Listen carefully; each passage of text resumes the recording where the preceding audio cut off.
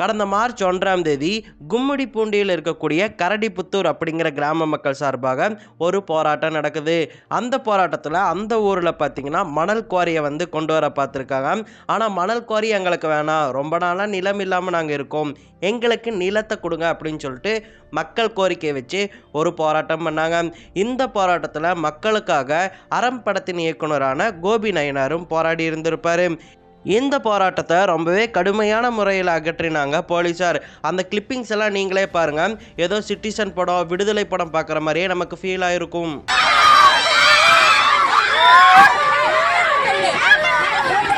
மக்களுக்கான போராட்டத்தை இவ்வளவு கொடுமையாக அகற்றினது பார்த்தீங்கன்னா கோபி நயினாருக்கு பிடிக்கவே இல்லை. அதனால் தனக்கு கொடுக்கப்பட்ட பெரியார் விருதை அவர் மாநில அரசுக்கிட்டேயே திரும்ப கொடுத்துட்டாரு. அதோடு நிற்காம நீலம் பண்பாட்டு மையம் ஒரு யூடியூப் சேனல் வச்சுருக்காங்க. அந்த யூடியூப் சேனலில் அவர் பேட்டியும் கொடுத்தாரு. அந்த பேட்டியில் அவர் ஆளும் தரப்பை ரொம்பவே கடுமையாக விமர்சிச்சிருந்தார். குறிப்பாக சொல்லணும்னா, உங்களுடைய சர்வாதிகாரம் சனாதன சர்வாதிகாரத்தை விட ரொம்பவே கொடுமையாக இருக்குது. இங்கே நீங்கள் ஜாதியத்தை ஆதரிக்கிறீங்க, அதோட மக்கள் போராட்டத்தை இந்த அளவுக்கு கொடூரமாக ஒடுக்குறீங்க, இது நல்லதே கிடையாது.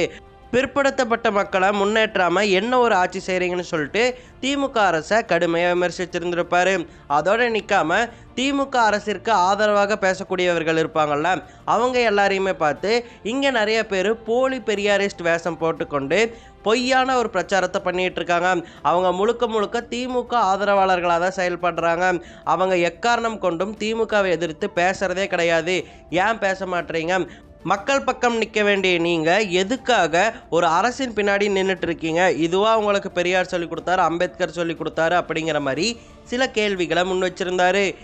அதனால தான் சொன்னேன், திராவிடம் என்பது வேற, திராவிட மக்கள் என்பது வேற. நீ திராவிட மக்களை பற்றி எந்த கவலை பண்ணல. ஒரு என்வரன்மென்ட்கான பாலிடிக்ஸ் இருக்குது. இயற்கை வளங்களை ஏன் அடிக்கிறாங்க? விவசாயிகள் ஏன் நிலத்தை வெளியேற்றுகிறார்கள்? ஒரு திராவிட அரசு பெரியார் சொல்றீங்க, இதை பற்றி எப்போது இந்த ஸ்காலர்ஸ் பேசியிருக்காங்களா?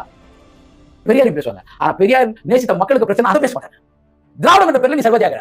அவன் சனாதன தர்மம் என்ற பேர்ல சர்வாதியாகிறான். சனாதன தர்மத்தின் சர்வாதிகாரத்தை திராவிடத்தின் சர்வாதிகாரம் மிக கொடூரமாக இருக்கும். இந்த கேள்விகள் பார்த்தீங்கன்னா அங்கே இருக்கக்கூடிய சில நபர்களுக்கு பிடிக்கவே இல்லை.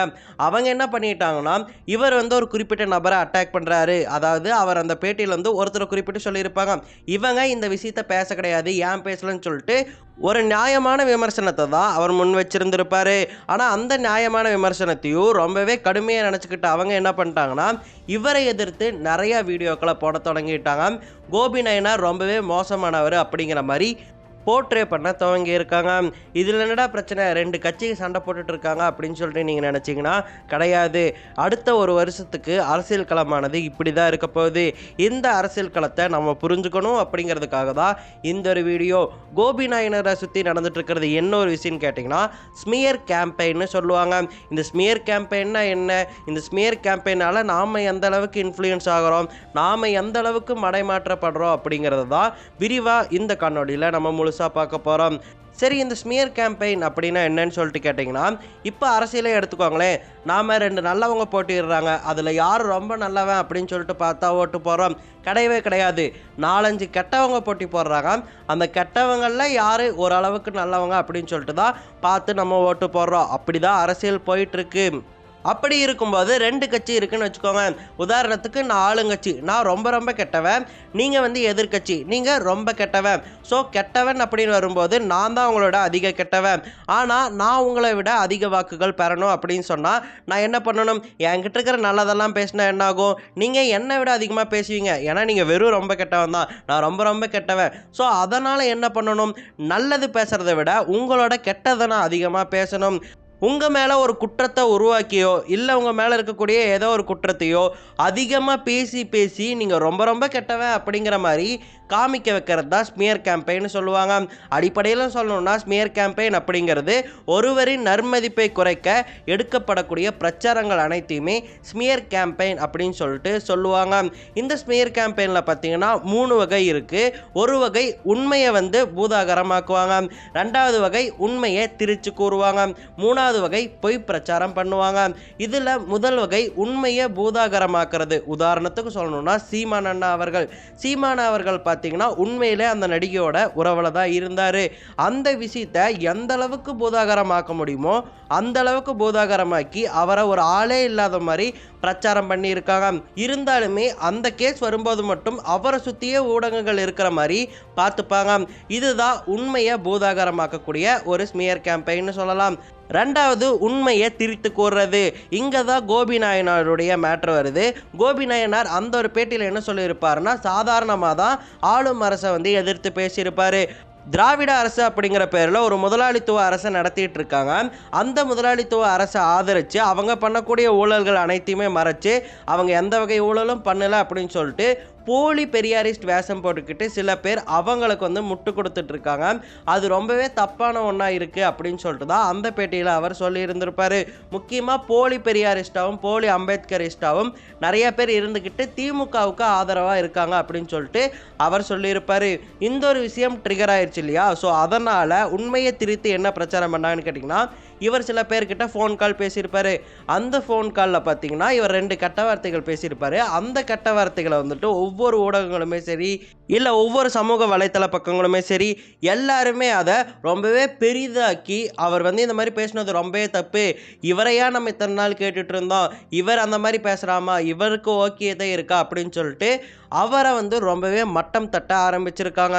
நிறைய பேர் நினைக்கலாம், கெட்ட வார்த்தை பேசினது தப்பு தானே, அதுக்காக தானே அவரை போட்டு அடிச்சிட்டு இருக்காங்க, அது கரெக்டான விஷயம் தானே அப்படின்னு சொல்லிட்டு நீங்கள் நினைக்கலாம். ஆனால் கொஞ்சம் பின்னாடி போய் பாருங்களேன், ஒரு யூடியூப் சேனல் ரோஸ் பண்ணிட்டு இருந்தாங்க கெட்ட வார்த்தை பேசி.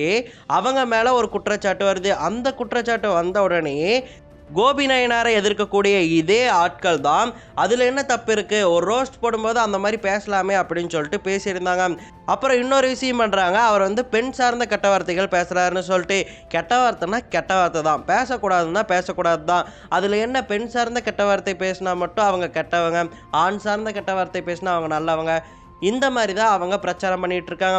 ஸோ ஒரு உண்மை இருக்குது, அவரை ஃபோனில் ட்ரிகர் பண்ணிட்டாங்க. ட்ரிகர் பண்ணதால் அவர் கோவத்தில் 2-3 வார்த்தை விட்டுட்டார். அந்த 2-3 வார்த்தைகளை வச்சு அவரை ரொம்பவே மட்டம் தட்டி அவரெல்லாம் ஒரு இயக்குனரே இல்லை அப்படிங்கிற மாதிரி நமக்கு போர்ட்ரே பண்ணி காமிச்சிட்ருக்காங்க. அவரோட நிற்காம அவருடைய வீடியோவை ஒளிபரப்புன நீலம் பண்பாட்டு மையம். நீலம் யாருக்கு சொந்தமானதுன்னு உங்கள் எல்லாருக்கும் தெரியும், பாரஞ்சித் சாரோடது. பாரஞ்சித்தையுமே அவங்க ரொம்ப வீரியமாக கலாய்ச்சிட்ருக்காங்க, நீலசங்கின்னு சொல்லிட்டு. நீலசங்கின்னு சொல்லி என்ன சொல்கிறாங்க தெரியுமா? அதாவது இவங்க திமுக அரசுக்கிட்ட இருந்து தலித்துகளை பிரித்து கொண்டு போய் ஆர்எஸ்எஸ் கிட்ட விற்க பார்க்குறாங்களாமா, அதனால தான் நீலசங்கிகள்னு சொல்கிறோன்னு சொல்லிட்டு சொல்கிறாங்க. அவங்களுக்கு சொல்லக்கூடிய பதில் ஒன்றே ஒன்று தான், உங்களை மாதிரி அறிவாலய கொத்தடிமைகள் வேணால் விலைக்கு போகலாம், ஆனால் எங்களை மாதிரி அம்பேத்கரியவாதிகள் என்றைக்குமே யாருக்குமே விலை போக மாட்டாங்க. அதுதான் உண்மை. உண்மை சொல்லப்போனால் நான் அம்பேத்கரியவாதின்னு கூட சொல்ல முடியாது, அம்பேத்கரின் வாசகம்தான். ஒரு பெரிய குறிக்குள்ளேயே என்னை அடைக்க விரும்பலை. அம்பேத்கரின் வாசகனாவே எனக்கு அவ்வளவு கோபம் வருது இவங்க பண்ணக்கூடிய இந்த ஒரு பிரச்சாரத்தின் மேலே. மூணாவது மெத்தட் பொய் பிரச்சாரம். இந்த பொய் பிரச்சாரத்திற்கு ஆளாக போகிறவர் யாருன்னு கேட்டிங்கன்னா வேற யாரும் கிடையாது, தளபதி விஜய் அவர்கள் தான். தளபதி விஜய் அவர்கள் மேலே எந்த ஒரு குற்றச்சாட்டுமே இல்லை. அவர் அரசியலுக்கு வராருன்னு தெரிஞ்ச உடனே அவர் மேலே ஏதாவது பாலியல் குற்றச்சாட்டு சினிமாவில் இருக்கான்னு சொல்லிட்டு தேட ஆரம்பிச்சிருந்திருக்காங்க. ஆனால் அவரை பற்றி எந்தவித தப்பான தகவலுமே கிடைக்கல. ஒரு சிலது கிடச்சிருக்கு, லொல்லு சபா மாதிரி ஒரு சிலது கிடச்சிருக்கு. பட் அதையுமே மக்கள் மத்தியில் பூஸ்டாக கொண்டு போக முடியாதுன்னு சொல்லிட்டு எதுவுமே இல்லாமல் இருந்தாங்க. எதுவுமே இல்லாமல் இவர் எப்படி தாக்குறது, இவர் மேலே எப்படி அவதூறு பிரச்சாரம் பண்ணுறது அப்படின்னு சொல்லிட்டு யோசிச்சவங்க என்ன பண்ணாங்கன்னா, இப்போ நீங்கள் பார்த்துட்டு இருக்கலாம், அவரை நடிகர்னு சொல்லி வேணும்னே நடிகை எடுப்ப கில்லனவர் இஸ்லாமியர்கள் கிட்ட இருந்து பாதுகாப்பு கேட்டு தான் ஒய் பிரிவு கேட்டார் அப்படின்னு சொல்லிட்டு பொய்யான பிரச்சார யுக்திகளை முன் வச்சுட்டு இருக்காங்க. இந்த பொய்யான பிரச்சார யுக்திகள் இதோட நிற்க போகிறது கிடையாது, இதை விட அதிகமாக வந்துக்கிட்டே இருக்கும் தேர்தல் நெருங்க. இந்த ஸ்மியர் கேம்பெயினில் ரொம்பவே முக்கியமான விஷயம் ஒருத்தரை மட்டம் தட்டுறது தான். அந்த மட்டம் தட்டுறதுக்காக எந்த ஒரு இடத்துக்கு வேணால் அவங்க போவாங்க. சரி, இந்த ஸ்மியர் கேம்பெயினுக்கு என்னென்ன வச்சு பண்ணுவாங்க அப்படின்னு சொல்லிட்டு கேட்டிங்கன்னா, அதுக்கு டூலாக இருக்கிறதே news channels and YouTube channels தான். இந்த காலகட்டத்தை பொறுத்த வரைக்கும் முன்னாடியெல்லாம் news channels and news paper இருந்துச்சு, இப்போ news channels and YouTube channels ஆயிருச்சு. நீங்கள் ஒன்று நல்லா யோசிச்சு பாருங்களேன், 2019, 2021 இந்த காலகட்டங்கள்லாம் பார்த்தீங்கன்னா திமுக எதிர்கட்சியாக இருந்தப்போ எக்கச்சக்க இடதுசாரி யூடியூப் சேனல்ஸ் இருந்துச்சு. அந்த யூடியூப் சேனல்ஸ் எல்லாமே நிறைய கருத்துக்களை முன் வச்சு பேசிகிட்டு இருந்தாங்க. ஆனால் திமுக ஆட்சிக்கு வந்த உடனே அந்த சேனலில் பல சேனல்ஸ் மறைஞ்சு போச்சு.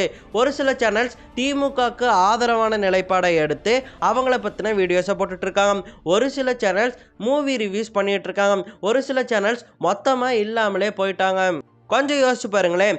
ஒரு யூடியூப் சேனல் இருந்திருக்கு. அவங்க இடதுசாரி யூடியூப் சேனலாக செயல்பட்டு வந்திருக்காங்க. அரசியல் பற்றி அதிக காணொளிகள் போட்டிருந்திருக்காங்க. ஆனால் இப்போல்லாம் அந்த சேனல் வெறும் மூவி ரிவ்யூ போடக்கூடிய ஒரு சேனலாக மாறிடுச்சு. மூவி ரிவ்யூ மட்டும் பண்ணிகிட்டு இருந்தாங்களா அப்போன்னு கேட்டிங்கன்னா கிடையாது. விஜய் மாநாடு நடத்தும் போது விஜய் மாநாடு நடத்திட்டாரு, ஆனால் அவர் ஒரு சில விஷயங்களில் புரிதல் இல்லாமல் இருக்காருன்னு சொல்லிட்டு ஒரு அரசியல் வீடியோ போடுறாங்க. அந்த ஒரு அரசியல் வீடியோ போடுறதுக்கு அவங்களுக்கு நேரம் இருக்குன்னு சொன்னால் இவ்வளவு கொலைகள் நடந்துட்டுருக்கு. கள்ளச்சாராயத்தை தட்டி கேட்ட 2 மாணவர்கள் கொலை செய்யப்பட்டிருக்காங்க. கனிம வளத்திற்கு எதிராக பேசிய ஜகபர் அலி அப்படிங்கிற சமூக ஆர்வலர் கொலை செய்யப்பட்டிருக்காரு ரொம்பவே கொடூரமான முறையில்.